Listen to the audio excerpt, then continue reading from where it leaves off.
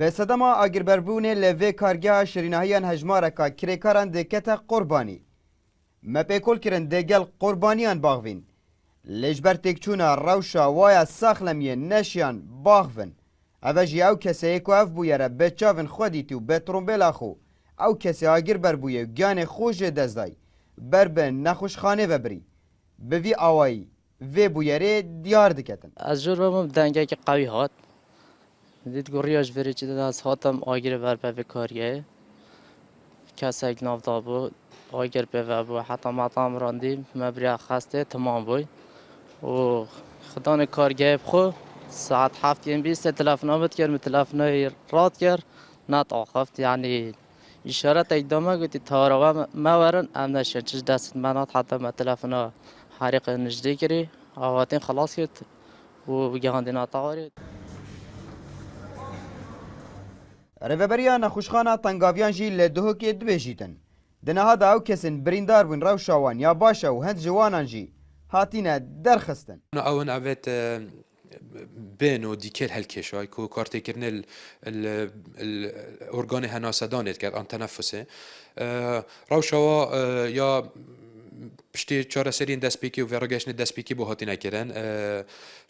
Heft wan hatîne derxistin bû mal çar jî mayne li nexweşxanê. Rewşa wan li bin çavdêriya pizîşka dane û ilacê çareseriya wan ya tê tekirin û înşallah dê baştir lê. Beravaniya bajarê Duhok jî dibêjîtin her kargeheka bihête ava kirin divêt sîstemê agirvemrandinê tê vehebîtin.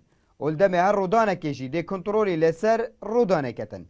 Berova jî karasatên bi vî awayî lê durust dibin. قنینه غازه اپرخ مشعلی و بیه پشتی تصرف کری غاز جبر قنینه درکتی خل مشعلی دایه دیواری تو جیت ناف دا ناف برد پلاستیکی بینه پلاستیک جی ماده که خوشکره که آگر بربیته بسانهی و راچیتن آگر بلاوه بیه و خل تانک گازه دا که تانک گازه بردرگه بیه نزیکی 500 لیتر گازه تدا بینه کو تانک گازل بر درگه پقیه کو بیه اگر افرد و کسی گیان خوش دست داره به وی گازه هاتی نسوتن لوی کارگاه شریناهی او کو دکویت تاخ نزارکانی ل باجار Duhokê به صدم agirberbûnê 13 kes ku nava vê kargehê da kar dikin dibina qurbanî û jiwanan jî 2 kes giyanê xwe ji dest didin û 11 kes jî be sedema alkêşana dîkêlê tûşî bên tangiyê bûyne eşboy nexweşxaneya Tengaviyan jî hatîne rewa nekirin.